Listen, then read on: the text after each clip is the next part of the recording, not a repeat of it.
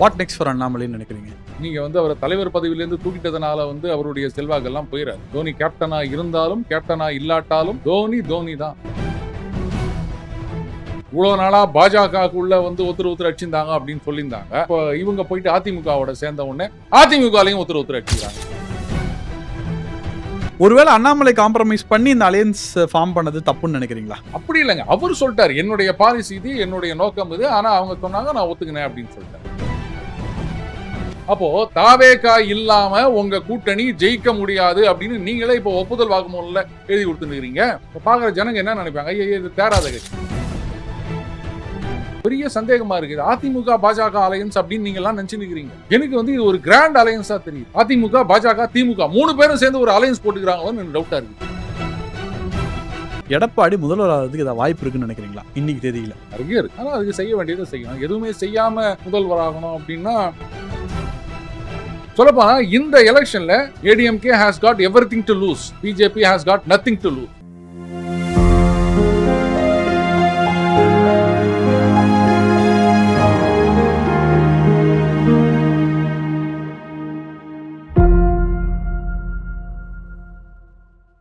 வணக்கம், நான் நயினார் நாகேந்திரன் பேசுகிறேன். வரும் 22ஆம் தேதி மதுரையில் முருக பக்தர்கள் மாநாடு நடைபெற இருக்கிறது. அனைவரும் கலந்து கொண்டு சிறப்பிக்குமாறு அன்போடு வேண்டுகிறேன். நன்றி, வணக்கம்.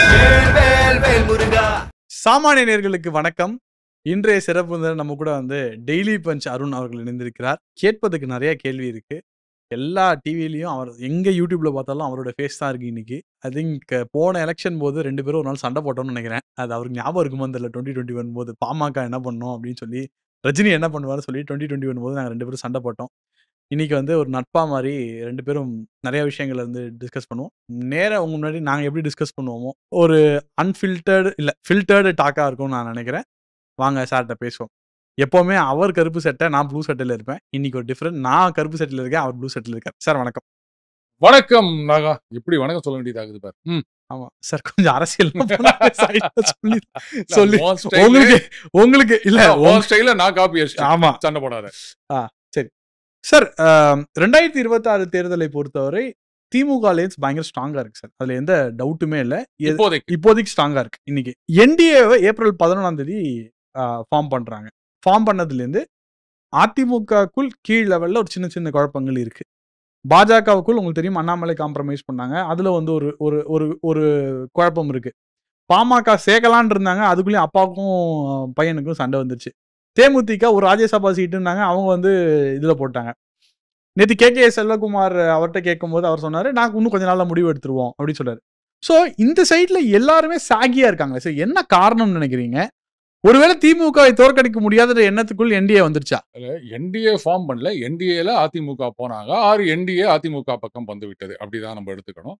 அண்டு பாமக இப்ப எல்லாம் குழப்பம் அப்படின்னு சொல்லிட்டு இருக்கீங்க. ஆனா குழப்பம் வந்தாதான் அதுக்கு பின்னாடி ஒரு பெரிய தெளிவு பிறக்கும் அப்படின்றத நான் பார்க்கறேன். இது வேறு விதமான ரீஅலைன்மெண்ட்டுக்கும் ஒரு வழியாக இருக்கலாம். நான் நினைச்சுக்கிறீங்க பாருங்க, இந்த பக்கம் அதிமுகல குழப்பம், பாஜகல குழப்பம், தேமுதிகல குழப்பம், பாமகல குழப்பம் அப்படின்னு ரைட்டு எல்லாம் குழம்பி சுத்தி அதுக்கப்புறம் கபால்னு இன்னும் சில பேரை இழுக்க ஆரம்பிச்சிட்டா என்ன பண்ணுவீங்க? இப்போ சில செய்திகள்லாம் போயிட்டு இருக்கு. ஐயா ராமதாஸ் அவர்கள் திருமா அவர்களை பத்தி பழைய நினைவுகளை எல்லாம் நினைவு கூர்ந்து அவருக்கு எப்பவுமே என் மனதில் தனி இடம் உண்டு அப்படின்னு சொல்லியிருக்காரு. இவர் வேற திருமா அவர்கள் வேற அதையும் நினைவு கூர்ந்திருக்கின்றார். ஏதோ செய்தி எல்லாம் கொடுத்திருக்காரு. அப்பாவை அனுசரிச்சு நடந்துக்கோங்க. அப்படி இல்லை. அவர் என்ன சொல்லியிருக்காரு? இந்த சனாதன சக்திகளிடம் ஏதோ அப்படின்னு சொல்லியிருந்தார். பாமக பார்த்து கொள்ள வேண்டும். 1989 சொல்லி தானே இருக்கு. அதை விட இப்போ முக்கியமான தேவை இருக்கின்றது அப்படின்னு. சரி, 2 பேரும் ஒரு காலத்துல நெருங்கிய நட்போட தான் இருந்தாங்க. தமிழ் குடிதாங்கி அப்படி பட்டம்லாம் கொடுத்தாங்க. ஒன்னா பொதுக்கூட்டம்லாம் நடத்திருக்காங்க, பேரணிலாம் நடத்திருக்காங்க. அதெல்லாம் ஒரு காலம். ஏன் அது மறுபடியும் வரக்கூடாது அப்படின்னு நினைக்கிறீங்க? ஆனால் வந்தா இந்த என்டிஏ தான் என்ன ஆகும் அப்படின்னு எனக்கு தெரியல. ஏன்னா அவர் என்ன சொன்னார்? பாமக மற்றும் பாஜக இருக்கும் இடத்தில் நான் வரமாட்டேன் அப்படின்னு சொல்லிட்டார். இப்போ பாமகவோட அப்படி கொஞ்சம் மறுபடியும் அந்த பழைய உறவுகள் புதுப்பிக்கப்படுகின்றது. தெரியுதா உங்களுக்கு? உறவுகள் புதுப்பிக்கப்படுகிறது. அவருக்கு இப்போ ஒரு பாஜக மட்டும் இருந்தா தானே வரமாட்டேன்றாரு. பாஜக போயிடுச்சுன்னா அதிமுக, விசிக, கம்யூனிஸ்ட், பாமக, தேமுதிக மாபெரும் கூட்டணி. வேணும்னா பாசிசம் பாயாசம் போய்விட்டது அப்படின்னு தாவேகாவும் வரலாம். இவ்வளோ பெரிய கூட்டணி. பாஜகவுடைய ஒரே நோக்கம் அதான நாகராஜ், திமுகவை ஆட்சியில் இருந்து அகற்ற வேண்டும். அப்ப நீங்களே வெளில போயிடுங்க, இந்த கூட்டணி வந்து ஆட்சி அகற்றிடலாம். நீங்க தானே சொன்னீங்க நேஷன் ஃபர்ஸ்ட் அப்படின்னு. 26க்கு அப்புறம் தியாகி பென்ஷன் கொடுப்பாங்கன்னு நினைக்கிறேன். எவ்வளவு பெரிய தியாகம் பண்ணிருக்கீங்க. நீங்களாம் வேற சொல்லிட்டீங்கல்ல, எண்ணம் தான் முக்கியம், எண்ணிக்கை முக்கியம் இல்லைமா அப்படின்னு. அப்போ ரைட்டு, நாங்க வெளியிலிருந்து ஆதரவு கொடுக்கிறோம், கொடுத்துட்டு போலாமே. அப்போ உங்களுடைய எண்ணம் என்ன? திமுகவை ஆட்சியிலிருந்து அகற்ற வேண்டும். அது அச்சீவ் பண்ணிட்டீங்க அப்படின்னா அதுக்கு மேல வேற என்ன வேணும்? அப்புறமா நிதானமா கட்சியை வளர்த்துக்கலாம். இல்ல சார், இது இப்படியும் பார்க்கலாம்ல. ஒரு கஷ்டமான ஃபேஸ்ல இருந்து அண்ணாமலை அவர்கள் கட்சியை வளர்த்தார். கட்சியை வளர்த்ததுக்கு அப்புறம் 2024 தேர்தல் முடிஞ்சது பிறகு 26க்காக என்ன பண்றாங்க, ஒரு கொலேஷன் பண்றாங்க. இது இந்த ஸ்டேட்ல மட்டும் பண்ணல, த்ரூ அவுட் இந்தியாவில் எல்லா செகண்ட், அதாவது இண்டிகா அலையன்ஸ்ல இருக்கிற ஆப்போசிட்ல இருக்க எல்லா செகண்ட் பார்ட்டியோட அலையன்ஸ் வைக்கணும்ன்ற ஒரு முடிவுக்கு வராங்க. இன்ஃபேக்ட் கேசிஆர் தெலுங்கானாண்டையும் பேசிட்டு தான் இருக்காங்க, அது எல்லாருக்குமே தெரியும். அப்படி பண்ணும்போது இப்போ இந்த 26 தேர்தல் போது அதிமுக துரத்தி விட்டது அப்படின்னா, பாஜக துரத்தி விட்டது அப்படின்னா, இப்போ இந்த ஏப்ரல் 11 அண்ணாமலையை இவங்க வந்து காம்ப்ரமைஸ் பண்ணதுக்கும் எந்த ஒரு பலனும் கிடையாது. இத்தனை நாள் வளர்ந்த கட்சி வந்து திருப்பியும் வந்து தனியா போனாலும் எதுவும் பண்ண முடியாது. அப்போ பாஜகவுக்கு இதுல என்ன லாபம்? சேர்ந்தா மட்டும் என்ன லாபம்? எனக்கு புரியவே இல்லை. அதுலயே ஒண்ணு லாபம், என்ன லாபம் அப்படின்னு தெரியாதப்போ இப்போ வெளில போனா மட்டும் என்ன லாபம் அப்படின்னு கேக்குறீங்க. அப்பவும் ஒண்ணு இல்லை, இப்பவும் ஒண்ணு இல்லை அப்படின்னு தான் நான் சொல்லுவேன். இப்போ இந்தியா முழுக்க வந்து இந்த புள்ளி கூட்டணி, அதுக்கு எதிராக இருக்க கட்சிகள் கூட்டணி அப்படின்லாம் சொல்லி நிக்கிறீங்க. எந்தெந்த கட்சின்னு சொல்லுங்க பார்க்கலாம். அடுத்தது தமிழகத்துல 19ல எத்தனை சீட்டு கிடைச்சது? ஒரு சீட்டு கிடைச்சது என்டிஏக்கு. 24ல ஒண்ணு கூட கிடையாது. ஆனா அந்த 2 டேமும் வந்து ஆட்சி அமைச்சாங்களாச்சுங்க இல்லையா? ஆட்சி அமைச்சாங்க. அப்போ தமிழகத்துல இந்த 39+1 இதுலேருந்து ஏதாவது வரும், இதுல குறைஞ்சிடுச்சுன்னா நமக்கு மெஜாரிட்டி போயிடுமே, ஆட்சி அமைக்க முடியாது அப்படின்ற சிச்சுவேஷன் என்னைக்குமே பாஜகவுக்கு கிடையாது. அண்ட் இந்த 2024ல அவங்களுக்கு மெஜாரிட்டி இல்லாம போனதுக்கு காரணம் ஊபியில செய்த தவறுகள். ஊபினா இது உத்தரப்பிரதேசம். அதுக்கப்புறம் மகாராஷ்டிரா. இந்த 2 ஸ்டேட்லயும் அவங்க எதிர்பார்த்த முடிவுகள் வரவில்லை. அதனால தான் மெஜாரிட்டி கிடைக்காம போச்சு. இப்போ அங்க யூபியை பொறுத்த வரைக்கும் யோகி அவர்கள் அவர் வந்து கண்ட்ரோல் எடுத்துட்டாரு. அதனால தான் அதுக்கப்புறம் வந்த இடைத்தேர்தல் எல்லாம் பார்த்தீங்கன்னா கரெக்டா சொல்லி அடிச்சாங்க. எஸ்பி வந்து பார்லிமெண்ட் எலெக்ஷன்ல பண்ண அளவுக்கு சுத்தமா ஒண்ணுமே இல்லை அந்த இடைத்தேர்தல்கள். மகாராஷ்டிரால அதே மாதிரி கலகலன்னு கலக்கிட்டாங்க. அப்போ அவங்களுடைய மெஜாரிட்டி அப்படின்றது வந்து உறுதியாகி விட்டது. இப்போ அடுத்த தேர்தல் இன்னைக்கு இருக்கிற சிச்சுவேஷன்ல 29 தேர்தல்ல சாலிடா அவங்க மெஜாரிட்டி வரப்போறாங்க. இப்போ இந்த தமிழகத்துல வந்து எத்தனை சீட் எதிர்பார்க்குறீங்க நீங்க? இல்ல இது வந்து தான் ஆட்சி அமைக்கணுமா? அப்போ என்ன பண்ணணும்? ஒடிஷால எத்தனை வருஷமா அவங்க வந்து ஆட்சிக்காக போராடினார்கள். கரெக்ட். நினைச்சிருந்தா அலையன்ஸ் வச்சிருக்கலாம்ல. முதல்ல அலையன்ஸ்ல இருந்தவங்க தானே அவங்க பிஜு ஜனதா தளோட. வெளில வந்து கட்சியை வளர்க்கணும் அப்படின்னு சொல்லிட்டு பண்ணாங்க. இப்ப சாலிடா ஆட்சியை பிடிச்சிருக்காங்க. அண்ட் அது மட்டும் இல்லாம அங்க ஆட்சிக்கு வருவதற்கு முன்னாடியே எம்பி எலெக்ஷன்ல கணிசமான இடங்களை வெற்றி பெற்றிருந்தார்கள். வெஸ்ட் பெங்காலையும் அதே மாதிரி தான். பாஜகவை பொறுத்த வரைக்கும் பார்லிமெண்ட் எலெக்ஷன்ல அவங்களுடைய ஓட் ஷேர் அப்படின்றது குப்புன்னு ஏறும். சீட் எல்லாம் ஜெயிப்பாங்க. அசம்பிளி எலெக்ஷன் வரும்போது சரக்குன்னு கீழே போயிடும். பட் ஒடிஷாவை பொறுத்த வரைக்கும் இதை மெயின்டைன் பண்ணிட்டு வந்தாங்க. இப்போ தே டுக் த லீட். இப்போ ஆட்சியும் அமைத்து விட்டார்கள். வெஸ்ட் பெங்காலில் அடுத்த வருஷத்துக்கு ட்ரை பண்ணிட்டு இருக்காங்க. இப்போ கேரளா எடுத்துக்கங்க. அங்கேயும் வந்து ஒரு எம்பி ஜெயிச்சுட்டாங்க. இப்போ மறுபடியும் வந்து எப்படியாவது அதை வளர்க்கணும் அப்படின்ட்டு கடுமையாக வேலை செஞ்சுட்டு இருக்காங்க. தமிழகத்தில் மட்டும் ஏன் தெரியல இந்த மாதிரி ஒரு அலையன்ஸ் எனக்கு புரியல. நீங்கள் அலையன்ஸ் போங்க, நான் வானேன்னு சொல்லலை. அது ஒவ்வொரு கட்சியும் ஒவ்வொரு இதுங்க. அதை பற்றி நான் தப்பு சொல்லலை. ஆனால் அலையன்ஸ் போனதுக்கு நீங்க என்ன சொல்றீங்க? திமுகவை நீக்க வேண்டும் அப்படின்னு. என்ன பண்ணீங்க கிரவுண்ட்? திருப்பி நான் வந்து அங்க போனேன், இங்க போனேன், பூத் கமிட்டி இது பண்ணேன் அப்படின்னு அந்த பசங்களுக்கெல்லாம் அரையாண்டு லீவ் விட்டாங்கன்னு வச்சுக்கோங்களேன், வாத்தியார் சொல்லி அனுப்புவார். டேய் ஊர் சுத்தக்கூடாது, ஒழுங்காக அந்த கொஸ்டின் பேப்பருக்கு ஆன்சர் எழுதிட்டு வரணும், அந்த பழச ரிவ்யூஸ் பண்ணணும் அப்படின்லாம் சொல்லிட்டு வருவாருங்க. இங்கே வந்த உடனே பசங்க என்னடா பண்ணீங்க அப்படின்னா ஒவ்வொருத்தன் கதை சொல்லுவான். அந்த மாதிரி 2 பேரும் ஒன்றா சேர்ந்தீங்களே, அப்போ ஆளுங்கட்சியை எதிர்த்து என்னங்க பண்ணுறீங்க அப்படின்னா ஒன்றுமே காணாம. இது நான் சொல்லலைங்க. பாஜக ஆதரவாளர்களே இப்ப வெளில சொல்ல ஆரம்பிச்சிருக்காங்க. இல்ல மிகப்பெரிய குற்றச்சாட்டு. இன்ஃபேக்ட் லாஸ்ட் டைம் மதுரையில் அமித்ஷா வந்தபோது கூட ஏங்க சேர்ந்து ஒரு போராட்டம் கூட இன்னும் உங்களால் நடத்த முடியலையான்றது தான் அவர் கேட்ட ஃபர்ஸ்ட் கேள்வின்னு சொல்றாங்க அந்த இண்டோர் மீட்டிங்ல. அதான் அந்த இண்டோர் அதெல்லாம் எனக்கு தெரியாதுங்க. நான் வந்து மக்களோட மக்களா அந்த அடித்தட்டு மக்களோட பழகிறவன். ஸோ அவங்களுடைய பெர்செப்ஷனை தான் நான் சொல்றேன். அந்த அதர் ஹேண்ட் திமுகவில் பார்த்தீங்கன்னா அந்த ஃபீல் குட் ஃபேக்டர் கரெக்டாக செட் பண்ணினுது. எந்த ஒரு விஷயமானாலும் சரி உங்களால் அதை எதிர்த்து கவுண்டர் பண்ண முடியல. இப்போ அந்த கீழடி விவகாரமே எடுத்துக்கோங்க. அதுக்கு அண்ணாமலை அவர்கள் நல்லா விலை வாரியா பதில் கொடுக்குறாருங்க. ஆனால் அவங்க சொல்றது நச்சுன்னு போயிட்டு ரீச் ஆகுது. ஏன்னா மீடியா அவங்க கையில் இருக்கு. அண்ணாமலை சொல்றது சரி, அதுக்கு மேலே நான் எதுவும் சொல்றதுக்கு இல்லை. மத்தவங்களே வந்து இது மாரி பண்ண மாட்டேன்ட்டாங்க. இப்ப இந்த பக்கம் வருவோம். அதிமுகல வந்து இவரு இந்த மாரி பேசியிருக்காரு. என்ன அழகா கவுண்டர் குத்துகிறார். அத ஐடி விங்கே வந்து ரீட்வீட் பண்ண மாட்டுது. அப்படின்னு வேற ஒரு குறை இருக்கு. இவ்வளோ நாளா பாஜகக்குள்ள வந்து ஒருத்தர் அடிச்சிருந்தாங்க அப்படின்னு சொல்லியிருந்தாங்க. இப்ப இவங்க போயிட்டு அதிமுகவோட சேர்ந்த உடனே, அதிமுகலயும் ஒருத்தர் அடிச்சுக்கிறாங்க. ஏங்க இந்த வியாதி அவங்களுக்கும் சேர்த்து குடுத்துப்புட்டீங்களா? இப்ப என்னவோ புதுசா இல்ல அதிமுக, ஐடிவிங்க பொறுத்தவரையிலும் ஏன் எல்லாரும் அந்த குழப்பத்துக்கு வராங்க பாருங்க அப்படின்னா, அந்த கேள்விக்கெல்லாம் நான் வரல. முதல்வர வந்து ஒரு ஒரு ஒரு ஒரு படத்த புடிச்சு நீங்க பார்த்திருப்பீங்கன்னு நினைக்கிறேன் அந்த படத்த. நான் அந்த கேள்விக்கெல்லாம் வரல. தள்ளி வந்து ரெஸ்பாண்ட் பண்ணும்போது இல்ல அந்த கேள்விக்கே நான் வரல. கேட்கிற என்னுடைய கேள்வி என்ன அப்படின்னா, உள்ளுக்குள்ள அடிச்சுக்கிறது அப்படின்றது பாஜகவுக்கு மட்டுமே காங்கிரஸுக்கு இருந்தது. அந்த தனித்தன்மைய பாஜக எடுத்துக்கினாங்க. இப்ப அது அதிமுகவுக்கும் அவங்க பரவ விட்டுட்டாங்க. இதுதான் நான் கேட்கிறேன். பிரச்சனைனா உள்ளுக்குள்ள இருந்து பேசுங்க. வெளில நின்னு பேசக்கூடாது. வெளியில நின்னு பேசுறீங்க அப்படின்னு சொன்னா, அப்போ நான் பேசலான்னாக, எனக்கும் எந்த கட்சிக்கும் சம்மந்தம் கிடையாது. ஏன்னா எந்த கட்சியில வேணா நீ இப்படி பண்றது சரியில்ல, நீ பண்றது சரி அப்படின்னு நான் சொல்லிட்டு போலாம். ஆனா கட்சிக்குள்ள இருக்கவங்க, கட்சி ஆதரவாளர்கள்னு சொல்றவங்க, அவங்க வந்து வெளில வந்து துணி துவைக்கிறது சரியா? வாஷிங் த டர்ட்டி லினன் அதான் நான் தமிழ்ல சொன்னேன். இப்படிதான் ஆகினது. அப்போ இங்க இருக்கிற அந்த வைரஸ நீங்க அதிமுகவுக்கும் பரவ விட்டீங்க. அங்க பார்த்தீங்கன்னா, இந்த நான் முதல்வன், அதுக்கப்புறம் இந்த சிவில் சர்வீஸ்ல 50 பேர என்னவோ சம்திங் பாஸ் பண்ணது. அப்படின்னு ஒவ்வொன்னா அவங்க எடுத்து விட்டுட்டு இருக்காங்க. உங்களால கவுண்டர் பண்ண முடியும். அத கவுண்டர் பண்ண முடியாது. பட் இங்க நடக்கிற விஷயங்கள ஹைலைட் பண்ணணுமா? அதுதானே எதிர்க்கட்சின்னு இருக்காங்க. நாங்க அதையும் பண்ண மாட்டோம். இருங்க, எங்க சண்ட முதல்ல முடியட்டுங்க. இந்த பஞ்சாயத்துக்கு அப்புறம் நாங்க அங்க வரோம் அப்படின்னா, இப்படி 31க்கு தான் நீங்க வந்து களத்துல சண்ட போடுவீங்களா? இப்ப திமுக கூட்டணிய பொறுத்தவரைக்கும், அவங்க ஒண்ணுமே பண்ண வேணாம். ஏன்னா நீங்க ஒண்ணுமே பண்ண மாட்டேங்கிறீங்க. இதான் நான் சொல்றேன். எதிர்க்கட்சிகள் அவியல் பண்ணணும்னு பார்த்தா, இவங்க அவியல் கூட பண்ண மாட்டேன்றாங்க. சமையல் அறைய இழுத்து மூடி வச்சுட்டு இருக்கிறாங்களே நாகா. அப்புறம் எங்க சமையல் நடக்கிறது? சார், இந்த கூட்டணி ஜெல்லாடுகிற வாய்ப்பு இருக்குன்னு நினைக்கிறீங்களா நீங்க? பாருங்க, எந்த கூட்டணியா இருந்தாலும் அது ஜெல் ஆகுங்க. இதெல்லாம் ஒரு பெரிய விஷயமே கிடையாது. ஆனா, அதுக்கு வந்து மேல இருக்கவங்க ஒத்து போணும். நீங்க திருப்பி திருப்பி கீழ இருக்கவங்களையே குறை சொல்லிட்டு இருக்காதீங்க. கீழ இருக்கவங்க கொம்பு சுத்திட்டு இருப்பாங்க. சோசியல் மீடியால எல்லாம் கலாய்ச்சு விட்டாங்க. எல்லாம் ஓகே. மேல இருக்கவங்க வந்து 2 பேரும் ஒண்ணா சேர்ந்து ஒரு பிரஸ் கான்ஃபரன்ஸ், ஒரு போராட்டம் அப்படின்னு கலந்துக்கணும்ல. இப்போ அந்த முருக பக்தர்கள் மாநாடு நடக்குதுல்ல. பாஜக சார்புல நயினார் அவர்கள், அவர் வந்து எல்லாரும் வரணும் அப்படின்னு சொல்லியிருக்கார். சேகர் பாபு அவர்களுக்கு கூட இன்விடேஷன் குடுத்தாங்களாம். ஐயா எடப்பாடியாருக்கு யாராவது குடுத்தாங்களா? அவர் வருவாரா? எடப்பாடி குடுத்தாங்க. அவர் வரல. கேட்கிற கேள்விக்கு பதில் சொல்லுங்க. அவர் வருவாரா?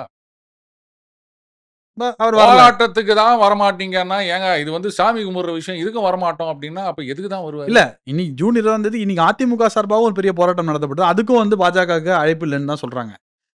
சார், ஆமா, இன்னைக்கு நம்ம பேசுற நேரம் இன்னைக்கு அதிமுகல ஒரு போராட்டம் பண்ணிருக்காங்க. அந்த போராட்டத்துக்கு அழைப்பு இல்ல. என்ன போராட்டம் அது? என்ன போராட்டம்? இபிஎஸ்க்கு எதிரா சித்தரிச்சாங்கல்ல, அதுக்கு எதிரா போராட்டம் பண்ணிருக்காங்க. ஏன் அதுக்கு என்ன அப்ப பாஜக வரக்கூடாதுன்னு நினைச்சிட்டாங்களா? இல்ல பாஜக அதாவது அந்த போராட்டம் சேர்ந்து பண்ணலன்றது தான் என்னுடைய பாயிண்ட் ஆஃப் வியூ இருக்கு இதுல.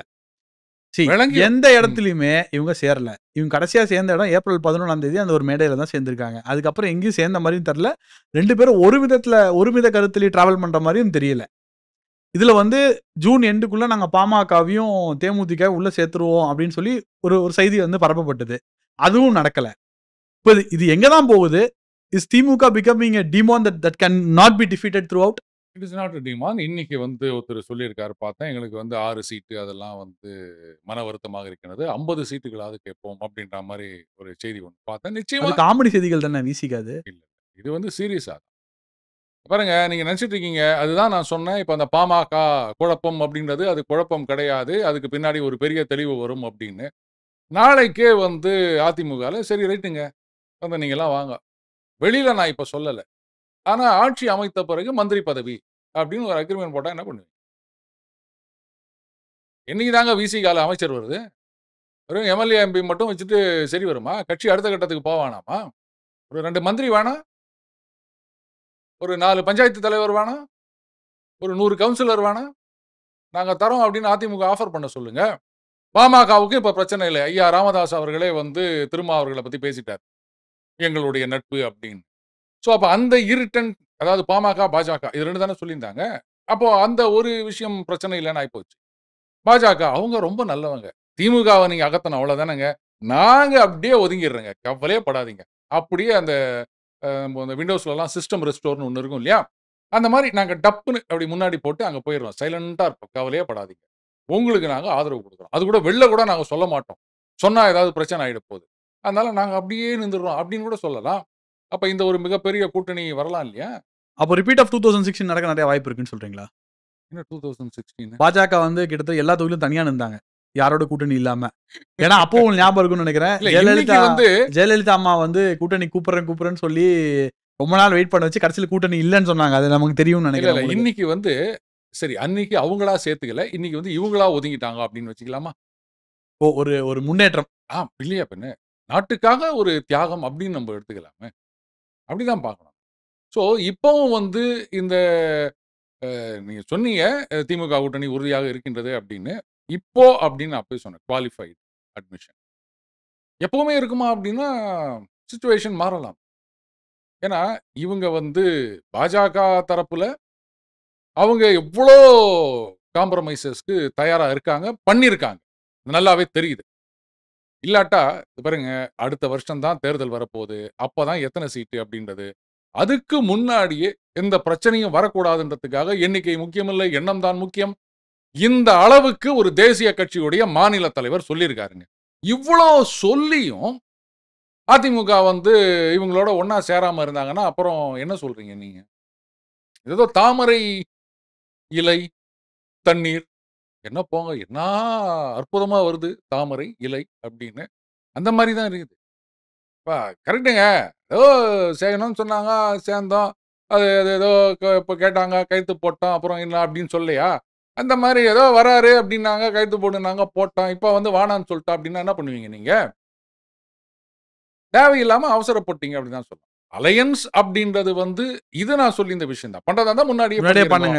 இன்ஃபேக்ட் நம்மளோட முன்னாடி காணொளியிலே நீங்க சொல்லுவீங்க, முன்னாடி அலையன்ஸ் பண்ணுங்க. ஆனால் அது வந்து முழுசா புரிஞ்சுக்கின்னு இதெல்லாம் அப்படின்னு எல்லா அந்த அயனிங் அவுட் த டிஃபரன்சஸ் சொல்லுவாங்க இல்லையா, அதெல்லாம் முடிச்சுட்டு அந்த அக்ரிமெண்ட் வந்துருக்கு இல்லைங்க. முதல்ல நம்ம வந்து இது எப்படின்னா, அந்த சில பேருக்கு மனநிலை சரியில்லை, கல்யாணம் பண்ணி வை சரி போயிடும் அப்படின்னு சொல்லுவாங்க இல்லையா, அந்த மாதிரி நீங்க முதல்ல அனௌன்ஸ் பண்ணிருங்க, அப்புறம் எல்லாம் சரியாயிரும் அப்படின்ற மாதிரி இருக்கு. தப்பு. ஒருவேளை அண்ணாமலை காம்ப்ரமைஸ் பண்ணி இந்த அலையன்ஸ் ஃபார்ம் பண்ணது தப்புன்னு நினைக்கிறீங்களா? அப்படி இல்லைங்க, அவர் சொல்லிட்டாரு என்னுடைய பாலிசி இது, என்னுடைய நோக்கம் இது, ஆனா அவங்க சொன்னாங்க நான் ஒத்துக்கினேன் அப்படின்னு சொல்லிட்டாரு. அவர் அதுல கிளியரா இருக்கு. ஆனா நீங்க ஏன் வந்து இன்னும் ஒரு வருஷம் இருக்கும்போது இவ்வளோ சரண்டர் ஆறீங்கன்னு தெரியல. அதைத்தான் அவங்க அட்வான்டேஜா எடுத்துக்கிறாங்க. இப்போ அவங்க என்ன நினைக்கிறாங்க போல இருக்கு, சரி பாஜகவுக்கு வேற ஒன்றும் வழி கிடையாது, அதனாலதான் வந்து நம்ம சொன்னதெல்லாம் கேட்டுனுக்கிறாங்க அப்படின்னு நினைச்சிட்டாங்க போல. அதனாலதான் உங்களை கூப்பிடுறது கிடையாது போராட்டத்துக்கு. ஏன் 2 பேரும் சேர்ந்து போராட்டம் பண்ணா எனக்கு குறைஞ்சா போயிடுது. எடப்பாடியாரை இந்த மாதிரி சித்தரித்திருக்கின்றார்கள் அப்படின்னா நயினார் நாகேந்திரன் அவர்கள் எதிர்க்க மாட்டாரா? பாஜகவில் இருக்கவங்க எதிர்க்க மாட்டாங்களா? ஏன் அவங்கள சேர்த்துக்கல? அதே மாதிரி தான் மே 5ஆம் தேதி அந்த பஹல்காம் விஷயத்துல ஒண்ணு நடத்தினாரு. அதுக்கு அதிமுகவினர் யாரும் வரல போறாரு, பாஜக மட்டும் தான் வந்தாங்க. ஏங்க இந்த மாதிரி? அப்புறம் எதுக்குங்க கூட்டணின்னு சொல்றீங்க? அதாவது அப்ப அந்த ஒரு வருஷத்துக்கு முன்னாடி கூட்டணி ஃபார்ம் பண்ண அர்த்தம் இல்லாம போயிடுது. ஆமா, இது எப்படி இருக்குன்னா, அவங்க வந்து நாகப்பட்டினத்துல இருப்பாங்க, நான் வந்து இங்க சென்னையில இருக்கேன், அந்த கோயிலோன் எக்ஸ்பிரஸ்ல போயிட்டு விழுப்புரத்துல பார்த்துட்டு திரும்பி வந்துருவோம் அப்படின்ற மாதிரி இருக்கு. நீங்க ஒரு இடம், அவர் ஒரு இடம்ன்றதுக்கு என்னதுக்கு இந்த அலையன்ஸ்? சார் இதுல இன்னொரு கேள்வி வந்து எனக்கு என்ன வருதுன்னா, எப்ப பார்த்தாலும் விஜய் வரணும், விஜய் வரணும், விஜய் வரணும், விஜய் வரணும்னு சொல்லிட்டு என்டிஏல இருக்கிற அதிமுக தரப்புனும் சரி, பாஜக தரப்புனும் சரி தொடர்ந்து கூறிக்கொண்டே இருக்காங்க. வரணும், வரணும், வரணும்ன்ட்டு. பாஜக ரொம்ப பழம்பெரும் கட்சி, அதிமுக தமிழ்நாட்டை ஆண்ட கட்சி. பட் இவங்க 2 பேரும் இன்னொருத்தர் டிபெண்டன்டா இருக்கிறதுக்கு என்ன காரணம்னு நினைக்கிறீங்க? எங்க பார்த்தாலும் விஜய் வரணும், விஜய் வரணும், விஜய் வரணும், விஜய் வந்துரணும், சீமான் வரட்டும், எல்லாரும் வரட்டும், நம்ம சேர்ந்து இது பண்ணுவோம் அப்படின்னா, அதிமுகன்ற கட்சிக்கு எப்பவுமே வந்து கான்ஃபிடன்ஸ் தான். நீங்க கூட வராம இரு, நான் ஜெயிப்பேன். அது அதிமுகவோட கான்ஃபிடன்ஸ். பாஜக எப்பவுமே வந்து கிரவுண்ட் ஒர்க் நல்லா பண்ணுவாங்க, என்ன தலைமை சொல்றத கேட்டு நடந்துப்பாங்க. பட் இது எல்லாத்துக்கும் மீறி இவங்க விஜய் மேல ரொம்ப டிபெண்டன்ட்டா இருக்காங்களோ, அவன் என்னன்னா ஒரு வாட்டி மோடியை திட்டுறான், ஏடிஎம்கே திட்டுறாங்க. ஏடிஎம்கே மட்டும் திட்டல, இன்டைரக்டா பேச ஆரம்பிச்சிட்டாங்க. நாங்க தனியா தான் அவன் ரொம்ப கிளியரா சொல்லிட்டாங்க, அவங்க தனியா தான் நிக்க போறோம், நாங்க அதை பண்ண போறோம்ட்டாங்க. திரும்ப விஜய் பின்னாடி நிற்பது வந்து என்ன நடக்குது சார் இந்த விஷயத்துல? நீங்க சொன்னீங்க பாஜக பத்தி சொன்னீங்க, அது ஓகே. அதிமுக பொறுத்த வரைக்கும் அவங்களுடைய கான்ஃபிடன்ஸ் அப்படின்னு சொன்னீங்க. அது அதிமுகவுடைய கான்ஃபிடன்ஸ், லீடரோட கான்ஃபிடன்ஸ் இல்ல. இந்த பதில வர வைக்கணும் தான் நான் உங்கள்கிட்ட அதை போட்டேன். ரைட்டா? அடுத்தது சரி, இப்போ தமிழிசை அவர்கள் முதல்ல சொல்லியிருந்தாங்க, அதாவது நயினார் அவர்கள் தலைவராக வரத்துக்கு முன்னாடி அப்பந்தான் நினைக்கிறேன். அப்பவே நான் சொல்லியிருந்தேன், எதுக்கு இவங்க இதெல்லாம் கூப்பிட்டுக்கிறாங்க தேவையில்லாம அப்படின்னு நம்ம பேசியிருந்தோம். அப்புறம் நயினார் அவர்களும் இந்த கோரிக்கையை வச்சுட்டாருங்க. அதுக்கப்புறம் இன்னும் பதில் வேற வரல அப்படின்னு வேற பாவம் வருத்தப்பட்டிருந்தாரு. அதிமுகவில் கூட ஏதோ இது மாதிரி விஜய் வரணும்னு எதிர்பார்க்குறாங்க அப்படின்னு நான் கேள்விப்பட்டேன். இப்போ எனக்கு ஒரே ஒரு பதில் சொல்லுங்க. எதுக்காக விஜய் வரணும் அப்படின்னு நினைக்கிறீங்க? உடனே எல்லாம் சார் ஓட்டு பிரியும். ஓட்டு பிரிஞ்சா என்ன ஆகும்? மறுபடியும் திமுக வந்துடும் சார். அப்போ தாவேகா இல்லாம உங்க கூட்டணி ஜெயிக்க முடியாது அப்படின்னு நீங்களே இப்போ ஒப்புதல் வாக்குமூலம்ல எழுதி கொடுத்துருக்கீங்க. இப்போ பார்க்குற ஜனங்க என்ன நினைப்பாங்க? ஐயா இது தேராத கட்சி, இது வேலைக்கு ஆகாது, இப்படிதானே உங்களை ஒதுக்கிட்டு போவாங்க. இன்ஃபேக்ட் 2011ல விஜயகாந்த் வரப்போறான்றது அந்த ஒரு வாரத்துக்கு முன்னாடி பல பேச்சுகள் இருந்தாலும் அந்த கடைசி ஒரு வாரத்துக்கு முன்னாடி தான் அது ஒரு பெரிய இதுவாச்சு. இந்த கூட்டணி சேரும்போது ஏடிஎம்கேல சேரும்போது 2016 தான் கலைஞர் வந்து பழம் நழுவி பால் விழுன்னு ஒரு மாசத்துக்கு முன்னாடி 10 நாள் பிச்சுக்கின்னு போயிட்டார் அவர். That is different. இந்த 2 கட்சிகளுமே வந்து இந்த மாதிரி பண்ணிட்டு இருந்தது. இந்த வாட்டி எலெக்ஷன் ஒரு வாட்டி முன்னாடி எங்க கூட வரணும்னு சொல்லும் போது இவங்களுக்கு கான்பிடன்ஸே இல்லையா? சுத்தமா இல்ல, கொஞ்சம் கூட இல்ல. அது நல்லாவே தெரியுது. ஆனா பயம் அப்படின்னா அதுல இருந்து தைரியம், தைரியம்ன்றது பயத்தை வெளிக்காட்டாம இருக்கு. அந்த மாதிரி இதெல்லாம் வெளில சொல்லக்கூடாதுங்க. கூட்டணி பேச்சுவார்த்தைகள் ஒரு கட்சி இங்க கூட்டணி கொண்டு வரணும் அப்படின்னா ட்விட்டர்ல போடுவீங்களா நீங்க? ரகசியமா நடக்கணுங்க. என்ன அரசியல்னே எனக்கு ஒன்றும் புரியல. ஓ மகாராஷ்டிரால வந்து ஷிண்டே உடைச்சிட்டு வந்தாரு, எல்லாம் நடந்தது, அவர் வருவாரா, இவர் வருவாரா, அஜித் பவார் இப்படி இப்படிலாம் பேசியிருந்தாங்க. இது எப்படி ட்விட்டர்ல போட்டாங்களா அமித்ஷா அவர்கள்? இது மாதிரி வந்து நீங்க இந்த உடைச்சிட்டு வாங்க, நீங்க அவங்கெல்லாம் வாங்க அப்படின்னா சொன்னாங்க. காதும் வச்சா மாதிரி இருக்கணும். அலையன்ஸ் அப்படின்றது வந்து மேரேஜ் அலையன்ஸே எடுத்துக்கோங்க நாகராஜ். சமீபத்தில் தான் கல்யாணம் ஆயிருக்கு, உங்களுக்கு தெரிஞ்சிருக்கும். ஆனால் காதும் வச்சா மாதிரி அந்த கடைசியில் நிச்சயதார்த்தம்லாம் முடிஞ்ச பிறகு தான் வந்து அட்லீஸ்ட் நிச்சயதார்த்தத்தை தான் வந்து எல்லாரையும் கூப்பிடுவாங்க. அது வந்து அலையன்ஸ் இது பண்ண. அதுக்கு முன்னாடி எல்லாத்தையும் பேசி முடிச்சிருவாங்க. இங்க என்னடான்னா தலைகீழா இருக்குது, வந்து எல்லாம் ஓப்பனாக கூப்பிட்டுக்கிறாங்க. பார்க்குற ஜனங்க என்ன நினைப்பாங்க அப்படின்றதாவது தெரிய வேணாமா? இதுதான் நான் திருப்பி சொல்றது. எனக்கு பெரிய சந்தேகமா இருக்கு. இது அதிமுக பாஜக அலையன்ஸ் அப்படின்னு நீங்க எல்லாம் நினைச்சு நிக்கிறீங்க. எனக்கு வந்து இது ஒரு கிராண்ட் அலையன்ஸா தெரியுது. அதிமுக, பாஜக, திமுக 3 பேரும் சேர்ந்து ஒரு அலையன்ஸ் போட்டுக்கிறாங்களோன்னு எனக்கு டவுட்டா இருக்குது. நீங்க அடுத்த 5 வருஷம் நீங்களே இருங்க. நாங்க எதுவுமே பிரச்சனை பண்ணல. உங்களுக்கு எல்லாத்தையும் நாங்க வாக் ஓவர் குடுக்கணும்ன்ற மாதிரி இது இவங்க நடந்துக்கிறதெல்லாம் பார்த்தேன். எங்கேயாவது ஒரு எதிர்க்கட்சி கூட்டணியா நடந்துக்கிறாங்களா இவங்க? உடனே சொல்லுவாங்க, இவன் அலையன்ஸை கெடுக்க பார்க்கறான். ஏங்க நீங்க அலையன்ஸ் இருந்தா இருங்க, இல்லாட்டி போங்க. எனக்கு என்ன வந்தது? எனக்கு அதுக்கு சம்மதமே கிடையாது. அலையன்ஸ் இல்லாம தனித்தனியா நிக்கிறீங்களா? அப்ப ரைட் இவங்க பண்றது என்ன, இவங்க பண்றது என்ன அப்படின்னு கமெண்ட் பண்றது தான் என்னுடைய வேலை. இப்ப அலையன்ஸுக்கு வந்துட்டீங்களா? அப்ப அலையன்ஸா என்ன பண்றீங்க அப்படின்னு கமெண்ட் பண்றது தான் என்னுடைய வேலை. அம்மா நாங்க வந்து பாத்தீங்களா கிறிஸ்கில ஒரு அடி நடிக்கிறாரு, அவர் எப்படியாவது ஏலத்துல எடுக்கணும் அப்படின்னு சொல்லிட்டு அவரை ஏலத்துல எடுத்து உங்க டீம்ல வச்சுக்கின்னு அவரை ஓப்பனிங் இறக்கி விட்டாதானங்க அவர் அடிப்பாரு. அவரை போய் சப்ஸ்டியூட்டா போட்டா என்ன நடக்கும்? நீங்க போட்டு இல்ல அந்த ஸ்ட்ராட்டஜிக் டைம் அவுட் அதுல நீங்க வந்து தண்ணி எடுத்துட்டு வாங்க அப்படின்னு வச்சிருந்தீங்க எங்க ஜெயிக்கிறது? அவருவா இவருவா அப்படின்னு ஊர்ல இருக்கவங்க எல்லாம் கூப்பிட்டுக்கிறீங்க. காமன் மேன் என்ன கேட்பான்? இது எங்க இருந்து ஜெயிக்க போகுது? இன்னும் எல்லாரையும் வான்னு சொல்லி நிக்குது. இப்படிதானங்க அவங்க நினைப்பாங்க. அதுக்கு நீங்களே இடம் கொடுத்துருக்கீங்க. இதைத்தான் நான் சொன்னேன். இது அதிமுக பாஜக மட்டும் இல்ல, இதுல திமுகவும் சேர்ந்து கூட்டணியில இருக்காங்களோன்னு டவுட்டா இருக்குது அப்படின்னு. அரசியல்ல எது வேணாலும் நடக்கலாம். அதுக்காக இப்படி எல்லாமா? இவங்களோட அலையன்ஸ்னு சொல்லின்னு இவங்க 2 பேரும் சேர்ந்து இவங்க ஜெயிக்கிறதுக்கு வேலை பண்ற மாதிரி இல்ல. திமுக ஜெயிக்கிறதுக்கு தான் இவங்க வேலை பண்ற மாதிரி இருக்குது. மாங்குன்னு ஒழிச்சு நிக்கிறாங்க போல இருக்குது. சார் தேமுதிக வந்து இந்த ஒரு ராஜ்யசபா சீட்டு கேட்டாங்க. அதுல ஒரு குழப்பம் வந்து முதல்ல எடப்பாடி அவர்கள் சொன்னாரு. இந்த மாதிரி வந்து நாங்க சொல்லவே இல்லைன்னாரு. அப்புறம் அவரே லெட்டர் பேட்ல வந்து நான் அடுத்த வருஷம் தரேன் அப்படின்னு சொன்னாரு. இதுல ஒரு விமர்சனம் பார்க்கப்பட்டது. 2 அதிமுக ஆட்களுக்கு இப்போ ராஜ்யசபா கொடுக்கப்பட்டது. அது ஏன் ஒரு சீட்டை வந்து தேமுதிக கொடுத்திருந்தா கூட்டணியில இவங்க தக்க வச்சிருக்கலாமே? அதற்கான எஃபர்ட்டை ஏன் எடப்பாடி போடல அப்படின்ற ஒரு கொஸ்டின் இருக்குல்ல சார், அதை நீங்க எப்படி பாக்குறீங்க? எடப்பாடியார் அவர்கள் கரெக்டா தான் சொன்னார். அந்த மாதிரி எந்த விதமான ஒரு அக்ரிமெண்ட்டும் கிடையாது அப்படின்னு சொன்னார். அடுத்தது அப்படி இருந்தது அப்படின்னு சொன்னா அந்த கையெழுத்து போட்ட டாக்குமெண்ட்டை கொண்டு வந்து காமிச்சிருக்க வேண்டியது தேமுதிகவோட ரெஸ்பான்சிபிலிட்டி. அவங்க தான் சொன்னாங்க. கேட்டா நாங்க நாகரீகம் கருதி அப்படி இப்படிலாம் சொல்லிட்டு இருக்காங்க. இதெல்லாம் சொன்னாங்க. இதை ஒத்துக்க முடியாது. இருந்தாலும் அவங்கள வந்து கூட்டணியில வச்சுக்கணும் அப்படின்றதுக்காக 26ல கொடுக்குறோம் அப்படின்னு சொல்லியிருக்காரு. 5 சீட்டு லோக்சபா எலெக்ஷன்ல கொடுத்ததே அதிகம். அவங்க வச்சிருக்க ஓட் பேங்க்குக்கு ஒரு சீட்டு கொடுத்தாலே பெரிய விஷயம். 24ல 5 சீட்டு கொடுத்தாரு. இதுல வந்து உங்களுக்கு ராஜ்யசபா கொடுக்கல அப்படின்னு அதுவும் நாங்கள் என்னது அதிமுகவில் இல்லை என்று சொல்லவில்லை அப்படின்னு என்னவோ ஒரு உலகநாயகன் இருக்கு. ஆனா இல்ல உலகநாயகன் மாதிரி சொல்லியிருந்தாங்க. ஏங்க இன்னைக்கு தேமுதிகல என்ன ஓட்டு இருக்கு அவங்களுக்கு இது அப்படின்னு சொல்லிட்டு அவங்கள நீங்க தக்க வச்சுக்கணும் அப்படின்னு நினைச்சு நிக்கிறீங்க. 21ல என்ன மாதிரி அவங்க வந்து இது பண்ணாங்க, கடைசியில எங்க போய் நின்றாங்கன்றது உலகத்துக்கே தெரியும். 2016 மக்கள் நல கூட்டணியிலேயே தேமுதிகன்றது ஒண்ணும் இல்லாம போயிடுச்சு. தனியா நின்று வாங்கினது, அதுக்கப்புறம் அதிமுகவுடன் கூட்டணியில் இருந்து வாங்கினது, எல்லாத்தையும் இழந்துட்டு ஒண்ணும் இல்லாம போனது தேமுதிக 16. 21ல அதையும் கீழ தாண்டி போயிடுச்சு.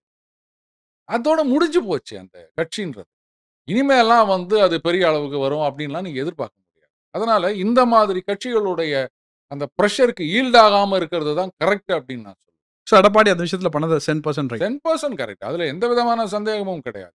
சொல்லப்போனா அவங்க வந்தாங்கன்னா, "அது பாருங்க 2 சீட்டு தரேன், இல்ல 3 சீட்டு தரேன். அவ்வளோதான். அதுக்கு மேலலாம் எதிர்பார்க்காதீங்க." இத்தோட நிறுத்தணும். அதுக்கு மேலலாம் நீங்க குடுத்துட்டு இருந்தீங்கன்னா, அப்புறம் அது வந்து இந்த பெரிய கட்சிகளுக்கு தான் பெரிய லொள்ளு. சார், எடப்பாடி முதல்வர் ஆகுறதுக்கு ஏதாவது வாய்ப்பு இருக்குன்னு நினைக்கிறீங்களா? இன்னைக்கு தேதியில. நெறைய இருக்கு. நெறைய இருக்கு. ஆனா அதுக்கு செய்ய வேண்டியத செய்யணும். எதுவுமே செய்யாம முதல்வர் ஆகணும் அப்படின்னா, நீயும் நானும் கூட சிஎம். எதுவுமே செய்யாம இருந்தா சிஎம் ஆக முடியுமா? ஏதாவது செய்யணும்ல. நாங்க செய்யவே மாட்டோம் அப்படின்னா, அப்புறம் என்னங்க பண்ண முடியும்? நீங்க என்ன கலெக்டிவ் மெஷர்ஸ் இருக்குன்னு நினைக்கிறீங்க இந்த கூட்டணியை பொறுத்தவரையும்? சாரி. இதுக்கு வந்து கோடி கோடியா வாங்கின்னு ஆலோசனை குடுக்குறதுக்கு நெறைய பேர் இருப்பாங்க. இந்த மாரி விலை இல்லாம குடுத்துட்டு போறதுக்கு நான் ஆள் இல்ல. 2வது ஓசில வரதுக்கு வந்து மரியாதை கிடையாது. அப்படின்னு தூக்கி போட்டு போயிருவாங்க. வம்பே வேணாம். சார், தேசிய பார்வையில பார்க்கும்போது ஜெனரலா பிஜேபியோட தலைவர், நேஷனல் பிரசிடென்ட் யாரு அப்படின்றத உடனே அனௌன்ஸ் பண்ணுவாங்க. சொன்ன தேதியில அனௌன்ஸ் பண்ணுவாங்க. இப்ப பார்த்தீங்கன்னா, ஒரு 3 மாத காலதாமதம் ஏற்பட்டிருக்கு அதுல. அதுல ஒரு பல இஃப்ஸ் அண்ட் பட்ஸ் சொல்லப்பட்டுக்கிட்டே வருது. அது வேற ஒண்ணும் இல்ல நாகராஜ். ஏதோ 11 கோடி உறுப்பினர்கள் இருக்காங்களாம். அவங்க பேரெல்லாம் ஒண்ணா எழுதி போட்டு சீட்டு தூக்கி போட்டு எடுக்கணும் போல இருக்குது. அதனால தான் லேட் ஆகுது. மத்தவங்க கேட்கறாங்கன்னா கேட்க தானே செய்வாங்க. என்னங்க ஒரு தலைவர கூட உங்களால தேர்ந்தெடுக்க முடியல. அப்படி என்னங்க பண்றீங்க அப்படின்னு கேட்டா என்ன பதில் சொல்வீங்க நீங்க? ஏதோ நீங்க முட்டு குடுக்கலாம். கட்சியில இருக்கவங்க என்ன வேணா முட்டு குடுக்கலாங்க. ஏன்னா தலைவர் பதவி இந்த டெர்ம் முடிய போகுது அப்படின்றது வந்து அன்னைக்கு தான் தெரியுமா? முடிஞ்சிருச்சு. ஐயோ! முடிஞ்சு போச்சு. முடிஞ்சிருச்சு. இல்ல. நான் சொல்றது முடியிற அன்னைக்கு தான் தெரியுமா? அதுக்கு முன்னாடிலாம் தெரியாதா உங்களுக்கு?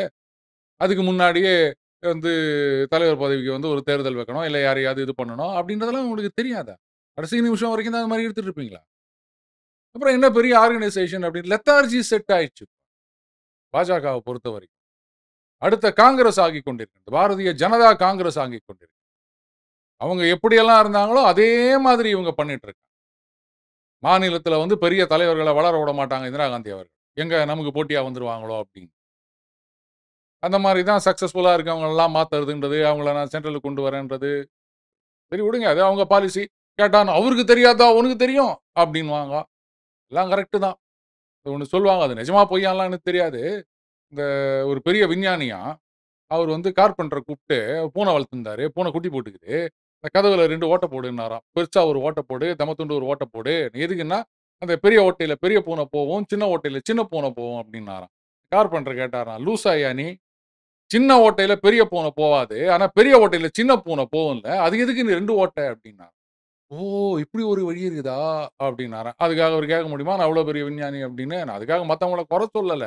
ஆனா என்ன நடக்குது அவ்வளோதான். காங்கிரஸ்ல என்னென்னலாம் பண்ணிட்டு இருந்தாங்களோ, அதே மாரி இவங்க பண்ணிட்டு இருக்காங்க அப்டின்னும்போது, ஒரே காரியத்த ஒரே மாரி திருப்பி திருப்பி செஞ்சு வேற மாரி ரிசல்ட் வரும் அப்டின்னு நெனச்சா, சரிப்பட்டு வருமா ராஜ்? வாட் நெக்ஸ்ட் ஃபார் அண்ணாமலைன்னு நினைக்கிறீங்க? அது எனக்கு தெரியாது. அவருடைய செல்வாக்குன்றது அப்படியே தான் இருக்கு. நீங்க வந்து அவர தலைவர் பதவியிலேருந்து தூக்கிட்டதுனால வந்து அவருடைய செல்வாக்கெல்லாம் போயிறாது. தோனி கேப்டனா இருந்தாலும், கேப்டனா இல்லாட்டாலும், தோனி, தோனி தான்.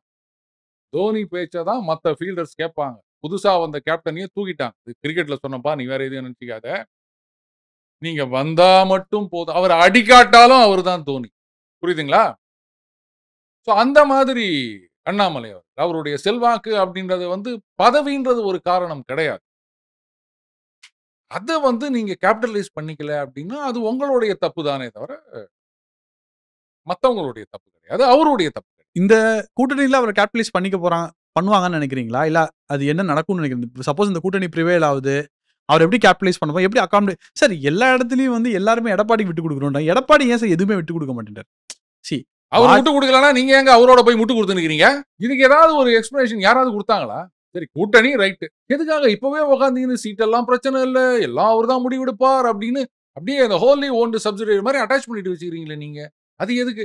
இதுவரைக்கும் எந்த ஒரு மாநிலத்திலயாவது பாஜக கூட்டணியில் இருக்கும்போது இந்த மாரி எல்லாம் பேசியிருக்காங்களா? இங்க மட்டும் ஏன் நடக்குதுன்னு எனக்கு தெரியல. சொல்லப்போனா இந்த எலெக்ஷன்ல நான் 24 தேர்தல்ல சொன்னேன். அதையே தான் இப்பவும் சொல்றேன். ADMK has got everything to lose. BJP has got nothing to lose. ஏன்னா இந்த தேர்தல்ல அதிமுக, பாஜக கூட்டணி வரல அப்படின்னு வச்சுக்கோங்களேன். தாவேகா. சார் தாவேகா அவங்களோட போய் சேர்ந்து இருந்தது அப்படின்னு சொன்னா எப்படி? அவர் வந்து ரைட்டுங்க நீங்களே சிஎம் இருங்க. நான் உங்களுக்கு ஓட்டு மட்டும் வாங்கி தரேன் அப்படின்னு விட்டுருவாரு. குறைஞ்சது டெப்டி சிஎம் அது கேட்பார்ல. அடுத்தது 2.5 2.5 அப்படின்றதுக்கும் போலாம். அப்ப அந்த லட்சிய கூட்டணி என்ன ஆகும்? அப்படி இல்லாத பட்சத்துல அந்த மாதிரி ஒரு வரல. ஏன்னா அதிமுக தனியா நிக்குது அப்படின்னு சொன்னா அப்ப தாவேகால ரைட் நமக்கு ஒரு சான்ஸ் இருக்கு. ஏன்னா அதிமுக அந்த கிரெடிபிலிட்டின்றது போயிடுச்சு. பாஜகல ஒண்ணும் பண்ண முடியாது. அப்ப நாம அதை கேபிடலைஸ் பண்ணிக்கலாம். அந்த ஆன்டி டிஎம்கே ஓட்டெல்லாம் நம்ம எடுத்துக்கலாம். அப்படின்னு தாவேகா தனியா நிக்குதுன்ற பட்சத்துல விசிகாவும் அவங்க கூட வந்திருந்தாங்க அப்படின்னு சொன்னா நடந்திருக்கலாம். அப்போ அதிமுக ஒண்ணும் இல்லாம போயிருக்கும். பட் தாவேகா ஆட்சியை பிடித்திருக்க முடியும். பாஜக அப்படியே தான் இருக்கும். ஏன்னா அவங்க நேஷனல் லெவல்ல ஆட்சியில இருக்கின்ற கட்சி, பல மாநிலங்கள்ல இருக்கின்ற கட்சி. அது ஒண்ணும் ஆயிடாது. சோ அதிமுக அப்படியே சிதறுண்டு போகும். ஏற்கனவே அதிமுகலேருந்து திமுகல போய் ஜாயின் பண்ணவங்க நான் மந்திரி லெவல்ல சொல்லல. கீழ வட்டம், கிளைக்கழகம், ஒன்றியம், பகுதி செயலாளர் இந்த மாதிரி எத்தனை பேரா நான் காமிக்கிறேன். கண்ணெதிர்க்க பார்க்கிறேன் நான். அதனால அது ஒண்ணும் இல்லாம போயிருக்கும். அப்போ இங்க களம் அப்படின்றது திமுக வெர்சஸ் பாஜக இருக்கும். அதுதானே advantage for both the parties. பாஜகவுக்கு மட்டும் இல்ல. திமுகவுக்கும் அதுதான் அட்வான்டேஜ். எதிர்க்க பாஜக தான் இருக்குது அப்படின்னு சொன்னா இவங்க யாரும் சீட்டு குடுக்கலாம்னு அங்க போறேன் அப்படின்னு சொல்ல முடியாது. போறதுக்கு இடம் இல்ல. அந்த மாதிரி ஒரு அருமையான வாய்ப்பை விட்டுட்டு சரி விடுங்க. அவங்களுக்கு தெரியாதது எதுவும் இல்லை. நானே புதுசா சொல்ல போறேன். எல்லாம் தெரியும். சாணக்கியர்கள்லாம் எவ்வளவு பேர் இருக்காங்க உங்க கட்சியில. நான் சொல்லி தானே தெரியணும் அவங்களுக்கு. ஏதோ பிளான் இருக்குது. இதைத்தான் நிறைய பேர் சொல்லிட்டு இல்ல சார். ஏதோ பிளான் வச்சுக்கிறார் சார். பிளான் வச்சுக்கிறார் சார் அப்படின்னா பாயிண்ட் வரட்டும், பாயிண்ட் வரட்டும்னு அந்த படத்துல சொல்லிட்டு பாப்பாரு. கடைசி வரைக்கும் வராது. அந்த மாதிரி தான் எனக்கும் தெரியுது. ஏதாவது பிளான் வச்சிருந்தீங்கன்னா சட்டு புட்டுன்னு பண்ணிருங்கப்பா.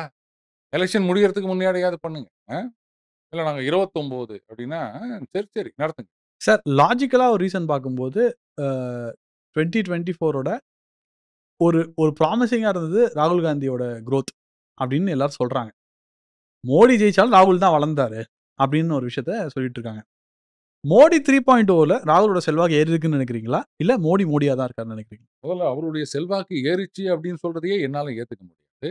ஏன்னா காங்கிரஸ் கட்சி இந்திரா காந்தி அவர்கள் காலத்துக்கு பிறகு, ராஜீவ் காந்தி அவர்கள் காலத்துக்கு பிறகு, இவங்கெல்லாம் வந்த பிறகு, எஸ்பெஷலி ராகுல் காந்தி அவர்கள் தலைவரான பிறகு, காங்கிரஸ் கட்சி எங்கெங்கெல்லாம் ஜெயிக்குதோ, அதெல்லாம் நாட் பிகாஸ் ஆஃப் ராகுல் ஆர் சோனியா. இன்ஸ்பைட் ஆஃப் ராகுல் அண்ட் சோனியா. எந்த ஒரு வெற்றி வேணா எடுத்து பாருங்க. இவங்களால கிடையாது. இவங்கள வச்சுக்கணும் அவங்க ஜெயிச்சிருக்காங்க. அப்படித்தான். அதனால அவரு செல்வாக்கு வளர்ந்ததானா அதெல்லாம் கிடையாது. காங்கிரஸ் ஏதோ ஃப்ளூக்ல அங்க அங்க இவங்க பண்ண தப்புல இப்படிலாம் வந்து ஜெயிச்சு வந்திருக்குது. அது உடனே பார்த்தீங்களா இவர் தான் அப்படின்னு சொல்லிக்கிறாங்க. அப்ப தோத்த இடத்துலலாம் என்ன சொல்றாங்க? ஜெயிச்சா அது ராகுல். தோத்தா அது அந்த மாநில தலைவர். State president. அவ்வளவுதான். முடிஞ்சு போச்சு. அதனால அவர் செல்வாக்கு வளர்ந்ததுன்னு நீங்க சொல்லாது. நான் ஏத்துக்க மாட்டேன். மோடி செல்வாக்கு அப்படியே இருக்குன்னு நினைக்கிறீங்களா? அது அப்படியே தான் இருக்கு. அது என்ன ஆகும்? அதெல்லாம் ஒண்ணும் குறையாது. தமிழக பாஜக எந்த திசையில போயிட்டு இருக்குன்னு நினைக்கிறீங்க? ஏன்னா ஒரு 3%லேருந்து 9%க்கு அந்த பார்ட்டி வந்திருக்கு. இந்த 9% ஓட்டு அதிகமாகும்னு நினைக்கிறீங்களா? இல்ல எங்க போகுதுன்னு நீங்க நினைக்கிறீங்க சார்? நீங்க காமிச்சு இந்த ஒரு காரு, இந்த கார் எந்த பக்கம் போகுது அப்படின்னு கேட்டீங்கன்னா, நான் என்ன தெரியுமா இப்ப கேட்பேன்? டிரைவர் முதல்ல யார்? அந்த டிரைவர் யாருன்னுலாம் தெரியுது. அந்த கார் எங்க இருக்குதுன்னு எனக்கு காமிங்க. நீங்க அந்த நிலைமையில தான் இருக்கு. என்ன பண்றதுன்னே தெரியாம, இது வந்து முதல்ல அந்த காருக்கான சாவி இல்ல அப்படின்னு நினைக்கிறேன். சாவிய போட்டு ஸ்டார்ட் பண்ணுங்க. அப்புறமா அது எங்க போகுது அப்படின்னு சொல்லலாம். அப்புறம் ரிவர்ஸ் கியர் போடுறீங்களா? இல்ல வந்து ஃபர்ஸ்ட் கியர் போடுறீங்களா? அத வச்சு தான் சொல்ல முடியும். என்ன பண்றதுன்னே தெரியாம இருக்காங்க. ஏன்னா சாவிய இன்னொருத்தர்கிட்ட குடுத்துட்டாங்க. அவர் ஒண்ணும் வண்டிய ஸ்டார்ட் பண்ண விட மாட்டேங்கிறார் போல. நீங்க வண்டிக்குள்ள உட்கார்ந்துட்டு புர் புர் அப்படின்னு வாயில சவுண்ட் குடுத்தா வண்டி நவுந்துருமா? ஸோ அவர்கிட்ட முடிவு பண்ணி வண்டிய ஸ்டார்ட் பண்ண வைங்க. அப்புறமா அது எந்த பக்கம் போகுதுன்னு சொல்லலாம். சார் ஒருவேளை இந்த கூட்டணி உடைந்தால் இன்னொரு தெளிவு பிறகும்னு நினைக்கிறீங்களா? எது எப்படி நடந்தாலும் அதுல ஒரு பாசிட்டிவ் நான் பார்ப்பேங்க. அதுல சந்தேகமே கிடையாதுங்க. 4ஆ உடைஞ்சா அதுல ஒரு பாசிட்டிவ். உடையாம இருந்தா ஒரு பாசிட்டிவ். 2 பேரும் ஒண்ணாவே இருந்தா அது ஒரு பாசிட்டிவ். ஸோ எல்லாமே வந்து நான் வந்து பாசிட்டிவா தான் எடுத்துக்கிறேன். உடைஞ்சா அதுல இன்னொரு தெளிவு வரும். உடையலன்னா இன்னொரு தெளிவு வரும். அது என்ன தெளிவுன்றத நான் அப்புறம் சொல்றேன். சரி சார். இத்தனை நேரம் நான் கேட்ட அனைத்து கேள்விகளுக்கும் பதில் சொன்னீங்க. உங்க நேரத்துக்கு ரொம்ப நன்றி. Thank you very much. நன்றி நாகராஜ்.